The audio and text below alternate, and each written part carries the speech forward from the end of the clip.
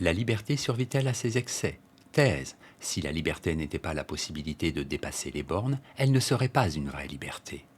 Antithèse. Un excès de liberté tue la liberté. Si tout est permis, plus rien n'est possible. L'ordre laisse place au chaos. Thèse. Par définition, la liberté n'a pas de bornes. En effet, la liberté survit à ses excès, parce que les excès de la liberté ne sont rien d'autre que la liberté elle-même. On ne peut pas être seulement un peu libre. On est libre absolument ou pas du tout. Premier argument, on n'est jamais trop libre. Pour que la liberté périsse de ses excès, il faudrait qu'elle puisse être excessive, c'est-à-dire qu'elle dépasse ses limites.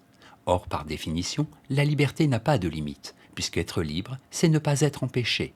Donc, ce que d'aucuns appellent les excès de la liberté représente toujours la liberté. Deuxième argument, la liberté ne saurait limiter ses conquêtes. L'excès, c'est ce qui dépasse la mesure normale, ce qui va au-delà. Or, la caractéristique dominante de l'acte libre est précisément dans cette capacité de toujours repousser les limites. On peut donc dire que ce sont les excès de la liberté d'aujourd'hui qui inventent la liberté de demain. Comme le dit Proudhon dans ses Confessions d'un révolutionnaire, la liberté ne se manifeste que par le dédain incessant de ses propres œuvres. Troisième argument, être libre, c'est se libérer. La vraie liberté se rebelle contre le poids de l'habitude, de la tradition, de l'ordre établi. C'est une liberté libérante qui engendre des libertés toujours nouvelles. Si nous avons progressé dans notre conscience de la liberté, c'est parce que les excès ont fait avancer la liberté. En bref, les excès de liberté sont la condition d'un authentique exercice de la liberté. Si la liberté n'allait pas jusqu'à l'excès, ce ne serait plus la liberté.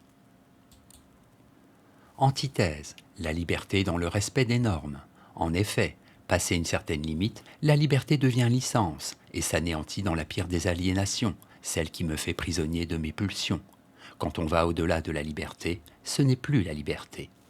Premier argument, la liberté est un juste milieu. Entre le rigorisme du tu dois et le laxisme du tout est permis, il y a une place pour une liberté respectueuse d'autrui. D'où l'avertissement de Jean-Jacques Rousseau. Quand chacun fait ce qui lui plaît, on fait souvent ce qui déplaît à d'autres. Lettre écrite sur la montagne. La liberté n'est pas encore quand elle manque, mais elle n'est déjà plus lorsqu'elle est en excès. Deuxième argument, le bon sens confirme cette proposition. Nous savons tous que c'est une liberté de vouloir fumer ou boire un verre de vin. Mais nous savons tous aussi, depuis Rousseau, que l'impulsion du seul appétit est un esclavage, et que l'excès qui conduit à l'alcoolisme et au tabagisme met un terme à la liberté. Troisième argument, la vraie liberté, c'est l'autonomie. Si la liberté totale des adeptes de l'excès est incompatible avec les lois, elle n'est plus liberté. En effet, être libre, c'est suivre volontairement les lois que l'on s'est données. On ne peut refuser les despotismes et les totalitarismes qu'au nom d'une déontologie, c'est-à-dire une science de ce qu'il faut faire, comme il faut le faire et quand il faut le faire. En bref, la liberté ne survit pas à ses excès, parce qu'elle n'existe que sous condition. Abuser de la liberté, c'est sombrer dans l'anarchie. Synthèse. Si les excès de liberté sont un égarement de la liberté, celle-ci peut leur survivre, dans la mesure où ils ne sont que des accidents. Mais la liberté disparaît dès lors qu'elle s'installe dans le tout est permis, et qu'elle n'est pas bornée par des règles juridiques ou morales. On connaît le fameux cri de Madame Roland, « Ô liberté, que de crimes on commet en ton nom !»